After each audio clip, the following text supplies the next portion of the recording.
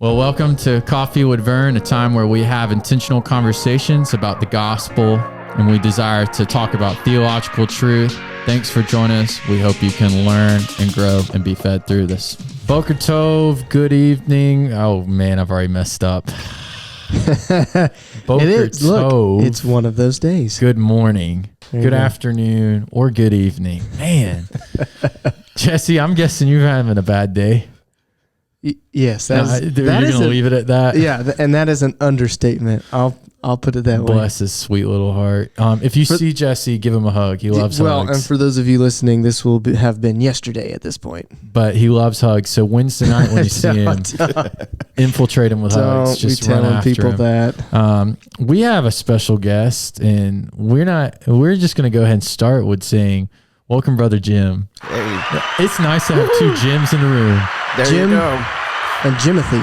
That's it. Because your first name is James. Correct. That's it. And so we're excited. This is longtime fan, longtime brother, longtime friend, and coworker. Mm-hmm. So we're excited. We're going to talk a lot about, well, you're getting interviewed. We're just going to put it that way. So Lord knows what could happen. We'll see where it goes. And here's the fun thing about this. We really need 2 hours for this because you got three theology buffs in the room. I mean, honestly. And so I'm not married, but you two are, and y'all have a limit on your spending of books, but I don't. But I think if we didn't. Which is why I had to borrow one of yours. Exactly. And usually this one causes me to go in debt with book recommendations, or I cause him to ask his wife permission. Yeah. And so, well, that happened. I get in trouble. When Jim walked into the podcast room, he saw my book and he's like, huh. I already have too many books. How many times a week does that honestly happen between talking Ecclesia last week? I'm recommending all these things, or it's just it's a good time. But we've got lots to talk about there. We're excited. Look at this. Oh yeah, this is new. Here we go.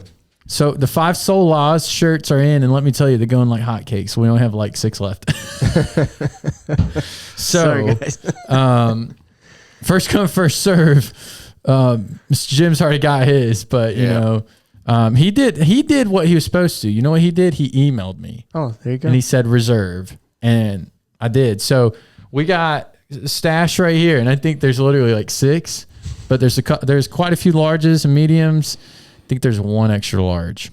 Wow. So if you are needing that, you might want to hit a brother up. And is there any smalls? Is there 1 small? There's 1 small, and that's probably reserved for Jacob Milford. Oh, well, yeah, there you go.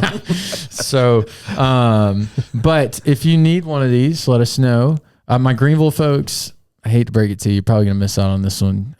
But as I asked Jesse, we are going to do another run of these if they're a big hit. Yes, because there's no date, no month. So this could be like a standard shirt.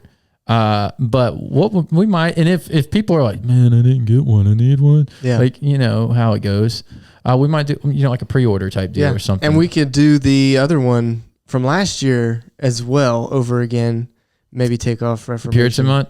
No. The one with Martin Luther on it. Dude, that was I gotta say, I have something in mind for wanting to throw a face on there, just putting it that way. I have an idea, okay? It never ends well, but I have an idea. So, but these are here. But let's get into it. I'll share my little story on the back end. Oh yeah, because I really hope he. I'm just gonna save it. I'll save it. Do you think does he listen? He asked if I was still recording. Oh, I mean, it was the first question he asked me, and I'm like, man. This man makes me want to cry because I love him. Because he listens to you? Well, just because of a lot. But yeah, it's just good stuff. So we'll bring that up at the end. Don't let me forget. Well, Mr. Jim, we got something special on tap. I stopped talking about coffee. Oh my word, are we about to talk about coffee? We are for a minute because the 2 snobs are here. Stop everything. I can't believe it's been how many episodes in this season? And we haven't talked about coffee at all. Well, let's talk about why I had COVID and I couldn't taste it. Yeah, but even before then, I think you did mention it once. Well, One time. you remember you came up to me on Wednesday. And you're like, James, you got to smell this. And I'm like, brother, I can't smell anything. And you said, how dark was? What kind of coffee was it? It was called Headbanger. Is this another thrash episode? You better watch out. I'm telling you, here we go. Watch out. There it is. Side note, my brother over here is a metal rocker as well. So, But only has come lately. yes, I have influenced, I think. Well, it was a progression. It was. Back in the day when DC Talk was the thing. Oh, yeah. So is that what dove you in? DC Talk? That got it. That started it. Wow. Then there was Reliant K. Yeah. Oh, yeah. Yeah. From Reliant K, it went to Skillet. There it is. I knew it was And coming. Red. Red's what got me into everything I listened to. I was like, these men are sweating and screaming into a microphone, and I love it. The gateway. It was a gateway, 100%. Like it opened the doors to all metal for me. And then I think when she was in high school or just after, Tiff liked 5 Hour Frenzy a lot. I've heard of them. Yep. So what's amazing is if me and you let's put this into perspective. Me and Mr. Jim should have been roommates in college. Think about this. We would both be broke from coffee expense to And going deaf. to concerts. Be We'd deaf. be deaf, and from studying theology. Just put that in perspective. Be the smartest deaf metal rockers. All black T-shirts every day. It'd be awesome. But Oh, and talking about T-shirts, Yeah. I did a quick cursory count of what I have. I stopped at 100. Wow. Is that metal T-shirts or just T-shirts? Just T-shirts. Just T-shirts. I was about to say that's you quite do have a really sweet T-shirt collection, though. Quite a while back, Tiff posted on Facebook, said, my dad has more geek T-shirts than I do. yeah. That You sounds do about have right, really though. cool T-shirts. I told you that one you were wearing was a couple weeks ago after you got back from your conference. And was it Baby Yoda on it? Was it Baby Yoda? Yeah, That was my favorite one. That was, Name the conference. Dragon Con. No, I wanted James to do Oh, it. sorry. No, that's okay. Dragon Con. Yeah. Which Man. that's what comics and stuff. It's just about every Yeah. fandom imaginable. Every fandom. It's got movies, TV shows, See, books. I thought it was just comics. gaming, comics. Everything. That's pretty cool. That's a big art. aurora of things. Big Yeah. aurora. That It's was a big stupid. what? Aurora, like I'm trying to fix my idioms and you're not helping. Oh, I love it. Keep them coming. It's a big. See, but some of the things you say, I want to incorporate now into my life. I think you should. We totally got off of the coffee talk, but that's going to lead us into our discussion. John Owen's on Perk today, Puritan Perk. Got it. With a new cup, Barista Alley. Yes. Thank you, Barista Alley and Greer, for your overpriced smoothie, but your delicious coffee. This is going to be good. So we're back to doing a couple interviews, got a couple planned, and we wanted to kick it off with our brother, Mr. Jim. So as we opened up and kind of said, Mr. Jim is a coworker here at West Acres, a dear friend. You have been, how long have y'all been members? Because you've been here as long as I've been alive. That sounded really bad. We first came here in 98. So we joined in 2000. So Now, our joke with that, though, is her parents, Elisa's parents, had been members here before that. okay. And so anytime we would visit them, we would come here for worship out in the thing. So y'all were a long time. So when we came in 98, well, Lisa and the kids came in June, and I got here in October. Mm-hmm. But we joked that a lot of people probably thought we were members all along Yeah. and just only came at special occasions. People do that. Or as they sometimes call them, CEO Christians. Christmas, know Easter that. only. That's awesome. So 98, though, is when y'all joined. All right. So we joined in 2000 because I was like, man, I know Miss Elise and Mr. Jim have been there as long as we have. I didn't think y'all came after us. But yeah, so, and how long have you been working at West Acres? I started part-time in the summer of 2003. Wow. That's awesome. So, And talking about when you came, Elise reminded me that she actually started you on guitar lessons. Oh, uh-oh. Look at that. Look how COVID has messed up my memory. I don't remember anything. I know I do. I will tell you, I remember very fond memories of doing kids choir stuff and all with Miss Elise. I remember, and Miss Donna Postel and all of them. Like, I remember those things. Those are memories. Yeah, little Jimothy with his bowl cut. Those are the days. Yeah. And so 2023 will be 20 years. Mm-hmm. Wow, that's crazy. That's awesome. And so let's talk a little bit about that. So been at West Acres since '98, like true membership here. Working here since 2003. But let's go all the way back to, I'm little Jimothy. Let's go back to little Jim. Yeah. Right. So just give us, because we've never talked about it as long as we've been friends. No. So just kind of take us through your life. I could use I think it's a quote from somewhere that I started out at a very young age. Started out at a young age. But no, I was born and raised in eastern Kentucky. That's right. Little town called Ashland. Okay. Well, small compared to, say, Augusta. Mm.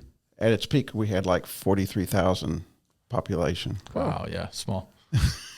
Yeah. Mill town. Okay. We had an oil refinery, a steel plant, and a few other things that fed into that industry. So it was a very blue collar, has a lot of coal mining and things like that, and also a history of country singers. Yeah. Bless your heart. I know. I didn't listen to Bless your heart. I hear you. I listened to the local rock stations. There you go. See, rebel at heart. Yeah. But I guess started out kind of a geek in a way. One of my pastimes growing up was to sit in front of the shelves with the encyclopedias, and I would just leaf through them and read. That's something we're striving after, though. I'm going to be honest with you. Like the knowledge you get, like Stephen Lawson talked about, he just reads through dictionaries sometimes for fun. Yeah. And I know people are probably, huh? Well, so But there was a house. I don't know if you know this house, but there's a house in Greenville that is in a synagogue. They bought a synagogue. It was a Methodist church after it was a Jewish synagogue, and now it's somebody's house. It's in Greenville. I'm surprised you don't know it. But they have a bookshelf in that house that is enormous. Like it's got to be 20 feet high, hallway running through it. And this dude has read, and he says, I've not read all of them, but I've read 99% of them. And I'm sitting there thinking, that's what I want. you got to find that for me. I've not heard of that. And they don't have a TV, and that's what I really think that's the big thing is I didn't see a TV. I'm sure when he has downtime, That's all it the does. Joker's reading. So you love to read from a young age. Well, I won't say I'm an avid reader because I've started a lot of books and have set them aside. Amen, brother. Amen. Hey, David Nowing, if you're out there, I know you're amening with me, so amen. Does he do that too? We just talked about the book that we both did that at the same time with last week. Well, I'll start reading the first bit of a book and I'll hear about another book and I'll get that. And we buy it and start it. See, I'm amen. I'm there. Like you think, man, James reads all his free time. No, I've read 50% of a ton of books. 50% of 50%? Yeah, exactly. Now, of course, I'm of the age where I don't remember not having TV. Okay. Howbeit black and white, and our first TV had the round screen, but it Yeah. was still Nice. TV. And awesome. watching a lot of shows like Father Knows Best, Leave It to Beaver, Okay, that one I I know that one. Gunsmoke, That's still one of my favorites. Just saying. and but anyway, joined the Navy shortly after. Well, I started college. Okay. That's what I was wondering was when. I graduated in '71. Okay. Vietnam was still going. Right. So I went actually to a community college, and it kind of felt more like just a continuation of high school Right. to me. So I was kind of losing interest. In fact, I skipped one class long enough that they told me, "Oh, we just dropped you from that one." Oh, I had friends like that, honestly. But, was involved with the BSU. Right. It was BSU that time. Baptist Student Union for life. NGU BSU for life if you're out there. But had a real good running mate, buddy, friend, and he was having trouble paying for school. So he decided, he said, I'm going to go talk to the recruiters. So I said, yeah, I'll go with you. And so we went to some of them, and the Navy recruiter, I said, that sounds interesting. And so I joined the Navy, shortly after I registered for the draft, because the draft was still going then. Right. Oh, wow. Which, side note, by the time I was in boot camp, I got a letter from them saying, you didn't make your induction physical. And then when they drew the numbers for my birth date, it was like way up there, and I wouldn't have been drafted. So, Gotcha. But I was still there. Yeah. And so that began that adventure of a little over 20 years. Okay, so that's why I was also wondering is how long you were in. So 20 years in the Navy. 21 years active, 6 years reserve. Okay. During that time, when I was in Norfolk, which I spent a good bit of time there in Virginia, was where I met my wife at the BSU.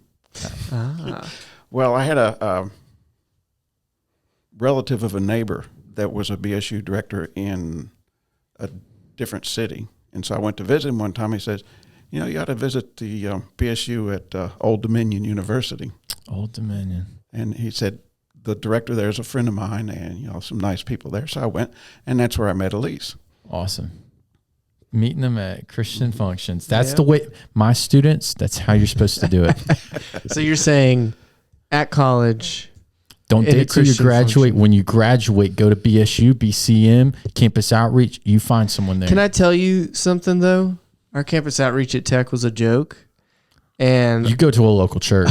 Yeah, I was about to say, all the people in you want to know where I met my poofy-haired, curly, amazing, uncoordinated girlfriend?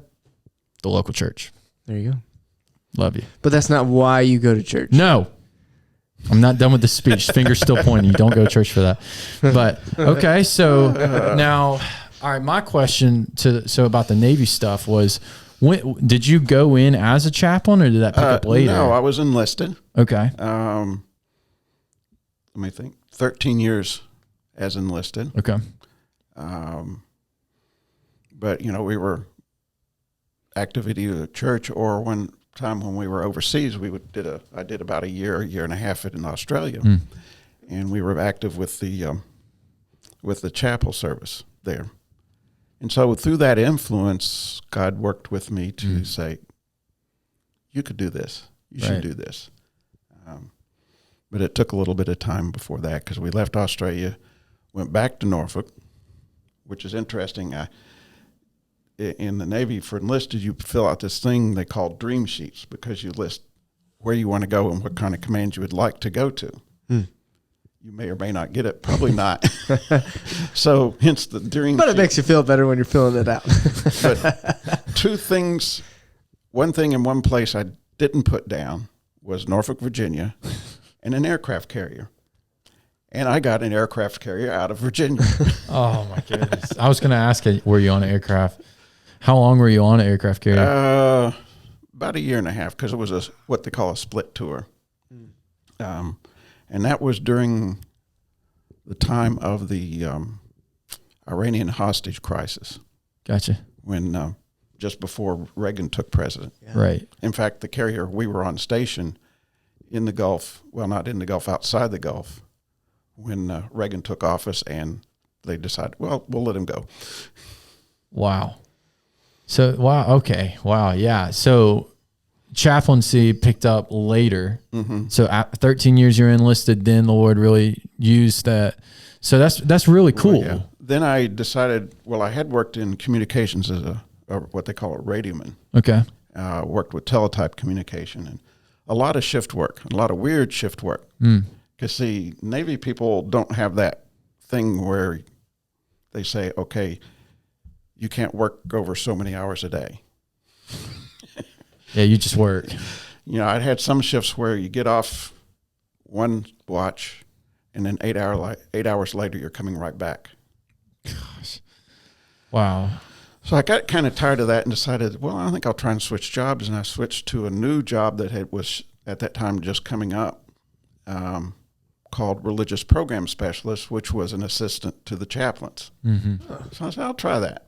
And I did one tour of that in the Norfolk area. Okay. And from there, I was looking at, while I was there, I worked on my degree.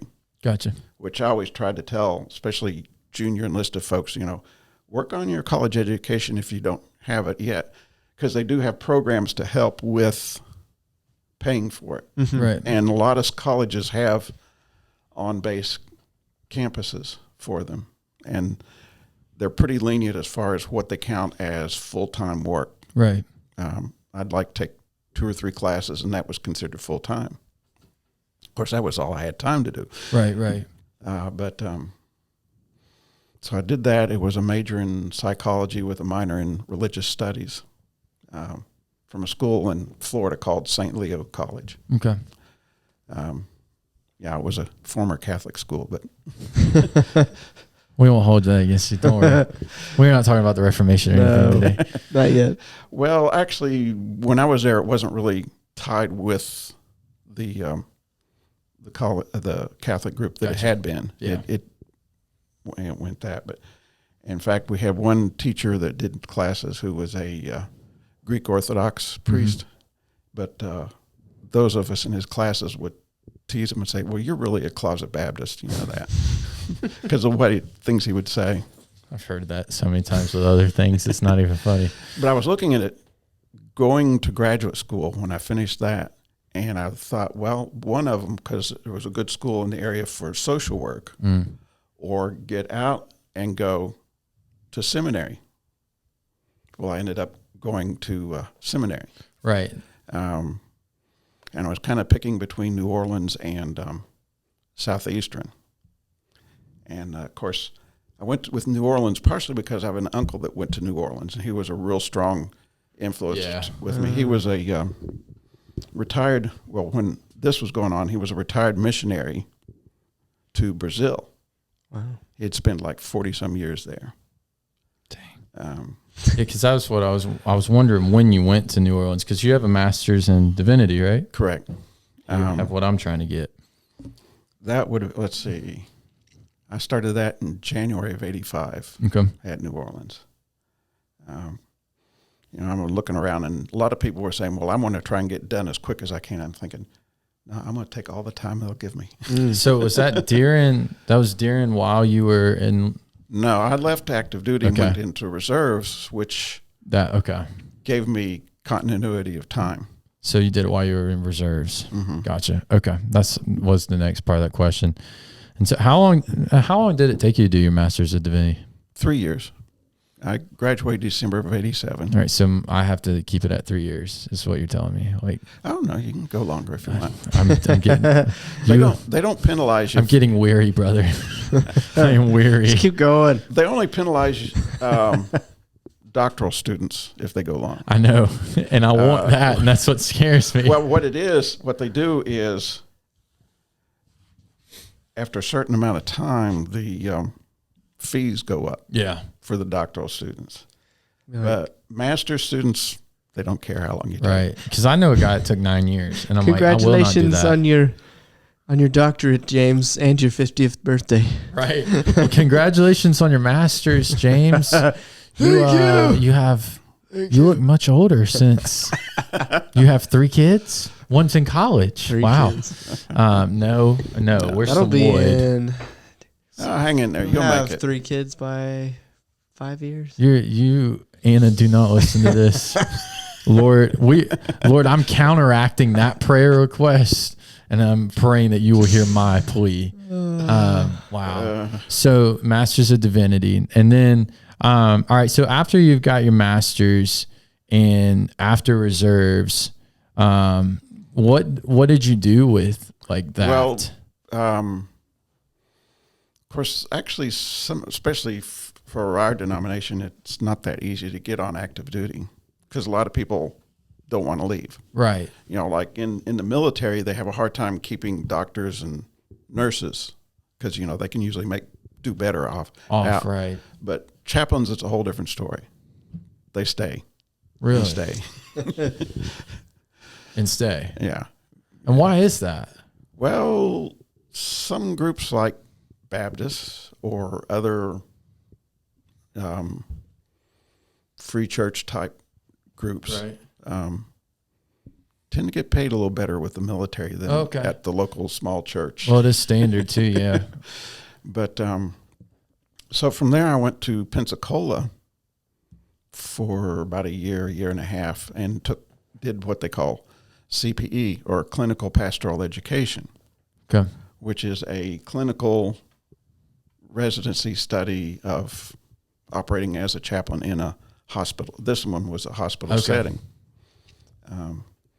So that, and I figured through that would give me some extra help and training and experience to go on active duty. Of course, during that time, I was still in the reserves and serving as a chaplain in the reserves.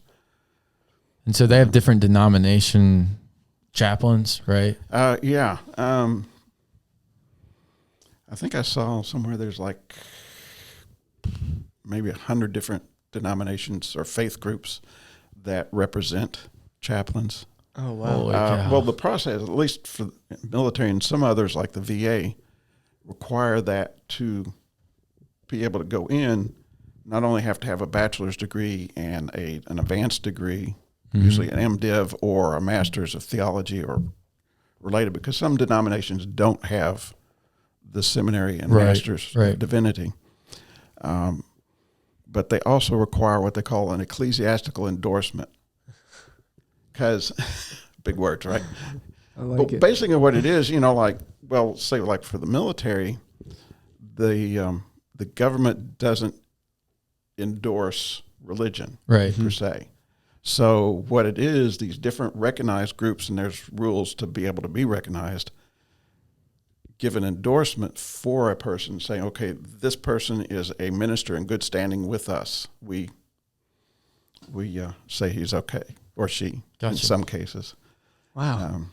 There's more to it than you come to realize. There's all kinds of denominations, Baptist, Methodist, all the mainline ones and some small ones. When I was in chaplain school, we had a lady that was a Christian Science minister. Oh, we got now a location of that up the road. Yeah. They have Mormon chaplains. You Orthodox. You could walk up to the football team and say, I have an ecclesiastical endorsement. Those kids would look. You should call me chaplain. Those kids would be like, who the heck are you? Listen, dude. Character coach. No. Some of them call me coach. I've got one of my boys, every time he sees me, is like, yo, what's up, Pete Asta James? I'm like, what's up, brother? How you doing? This is the same kid that calls me Popsicle Boy occasionally. Wow. I'm like, my man. Do you give him popsicles? I was when it was really like stupid hot on Thursdays because they have shorter practices. I was taking popsicles and clipping them. Oh, man. Dude, you talk about 90 guys. I feel like now I need to have a character of you, this Jimothy the Popsicle Man. Wow. So there's more to it than you realize. Yeah. And they have a wide variety of groups like Roman Catholic. And there's other Catholic groups that most people don't know about. Right. Like when I was in reserves, my senior chaplain was part of what they call the Liberal Catholic Church. Oh, wow. I've heard of that. Which is interesting because they allow their priests to be married if they were married before they went into priesthood. I've heard of that. Yeah. I've heard of that, which is strange. Yeah. And I had something to get to him one time, and I handed it to Elise and say, take it up to the door. Well, I didn't think to tell him about that, and the guy's wife comes to the door and she goes, they have, or at least the Army has a Muslim chaplain and a Buddhist chaplain. There are no Wiccan chaplains. Praise. But that's only because there's no singular national group that could be recognized as an endorser. So essentially what I'm hearing is the Christian chaplain is a very important role. Mm-hmm. We have some new members, and he is a chaplain. Mm-hmm. I can't remember their names, but longtime members way back, they were and they moved because of military, I think, but they were chaplains. Mm-hmm. They had a daughter in the youth, and I never really knew how important that role was until we had a little bit of conversation, and even just now, That's a mission field. Yeah. And among the roles, the chaplains advise the commander on moral and religious things. There was a couple of different times I had to work with somebody that wanted to leave service because of religious reasons. Right. They grew up Jehovah's Witness, and they wanted to go back to the church, and so the chaplain was one of the steps in the interviews. But they did that. They also will do a lot of things that pastors do in a local church, like services, Bible studies. Interesting, on ships at sea at night, the chaplain does an evening prayer over the announcement system. Wow. One thing, chaplains are limited to their own conscience and the requirements of their endorsing agency.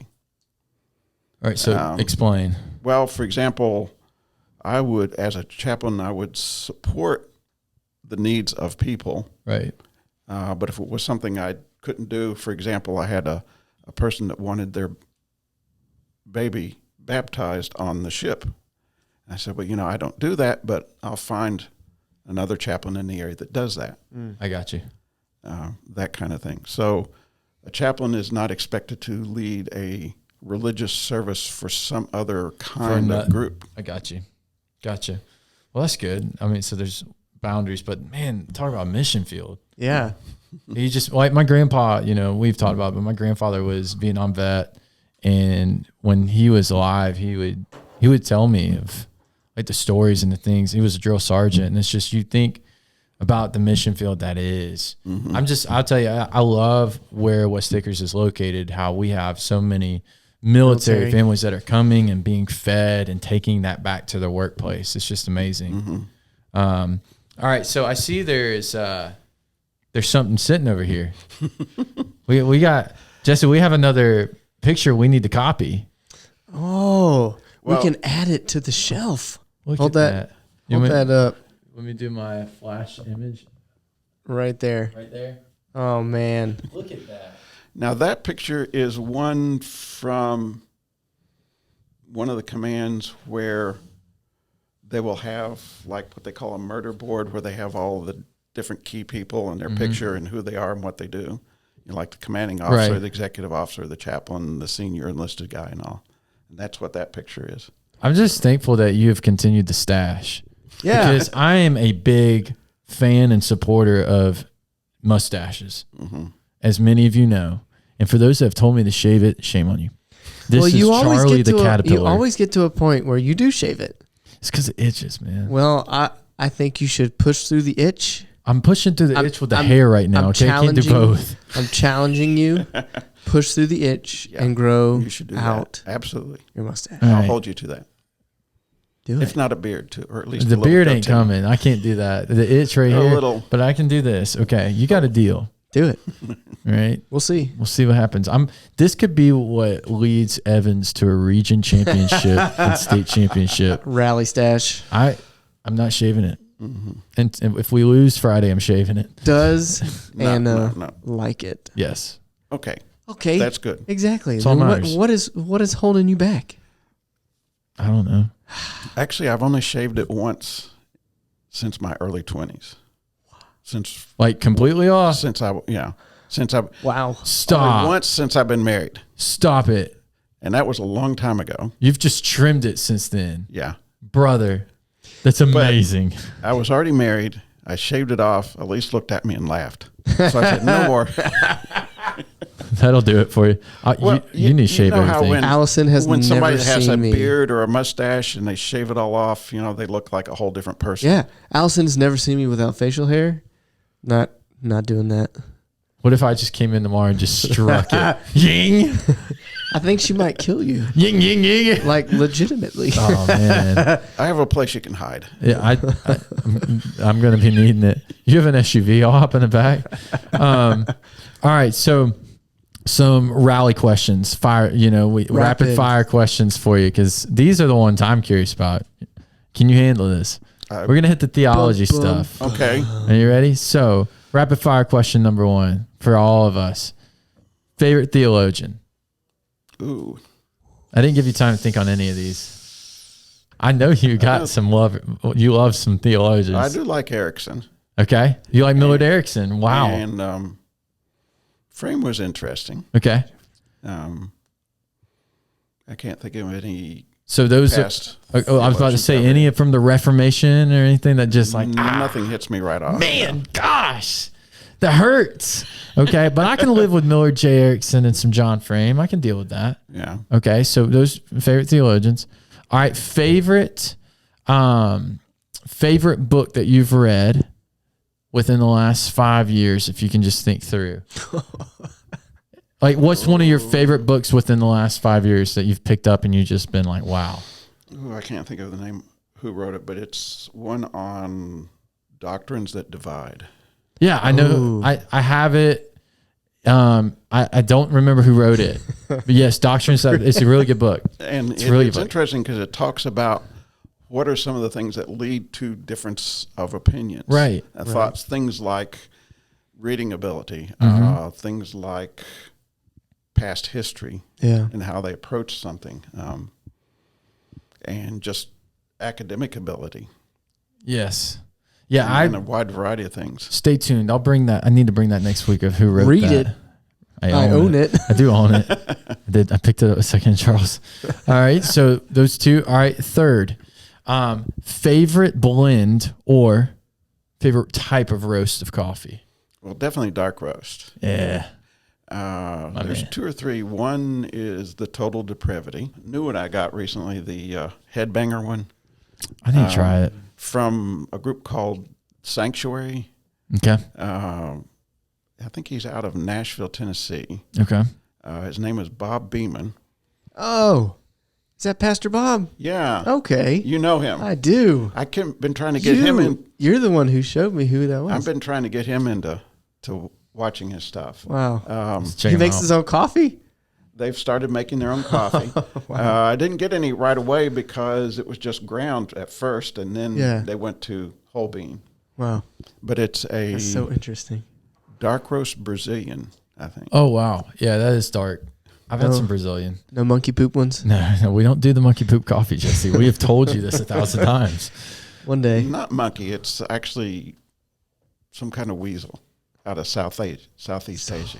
See, he knows. I'm not touching I don't care with what kind it is. I'm getting it one day. I'm not dealing with it. I'm going to put it in your Puritan perk. Before you do, that is about the most expensive coffee in the world. Yeah, you go ahead and spend that and find out what Allison what does. is money? When, Allison, do you hear these when things? memory is on the line. Allison.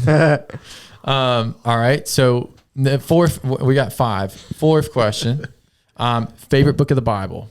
Oh.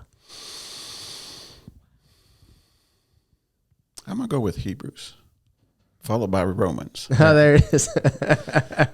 I wouldn't have guessed Hebrews. That's awesome. Yeah, Hebrews is tough. Such a good book, though. I know you love Romans. We've talked about our love for Romans many a times, and very thankful for our love for Romans. All right, and then finally, what is your? Because you are like me and Jesse. You have many hobbies, you have many loves, right? Many endeavors. But if you had to narrow it down to like what's one of your favorite things, like out of hobbies or loves or whatever, what would it be? Can't say your wife. We love you, Miss Elise. We know. We know. With brownie points, we know he is on the top. You are on the top shelf. You ain't got to worry. Well, lately it's been binge watching shows. Really? Yeah. All right. So like our what? current one is Eureka. I have not watched that. BBC? No. Which one was Eureka on? It was a sci-fi. Sci-fi. Yeah. Okay. And of course, Doctor Who. Yeah. There's the BBC. You and Jesse Holmes, man. Y'all love that we'll show. We'll get you into that too. We're working on it. One day. I got a lot. I got to watch before then, apparently. Okay. Well, so good. Apparently also just collecting books is a... There it is. There it is. I'll tell you, there is nothing better. And us three, call us what you want, nerds, whatever, lunatics. But there's nothing better than cracking open a new book and shoving your nose right in the middle of it. It smells so good. But now I do some digital reading too. In fact, I've worked on him to get the Logos system. I had a funny story. Had a friend ask me about Logos, and I was like, yeah, I think it's great, but James has spent way too much money to go backwards. So one day, but Yeah. well, cool. So some rapid questions, a little bit about a brother. Man, we're so glad we're going to do this again. We're going to have you back on for a special topic because I want to pick like something theological that us three love. And then we actually do like some research, bring it and discuss it. I think it'd be fun because we all three have a love for a lot of same things except Jesse and his weird hate for coffee. But we love the scriptures. We love the church, right? We love studying and we love the Lord. And those are like four things that, that bond us three. And thankful for the conversations we've had over the years. Me and Jesse have had over the years, and us three, even today and over the years. And so I look forward to many more. Mm-hmm. And we're definitely going to have you on again next season for one of those topics because we had already talked about that. Because we want to bring out some theological things to talk about, bring back some of the root of coffee with Vern. Okay. And so I'm excited. But, man, this has been good. So here's what you need to do. Fill your cup of coffee. Enjoy a good roast. Go check out some Brazilian H2O. dark roast. Get the headbanger brew. Do not get the weasel poo-poo brew. But enjoy a good cup of coffee.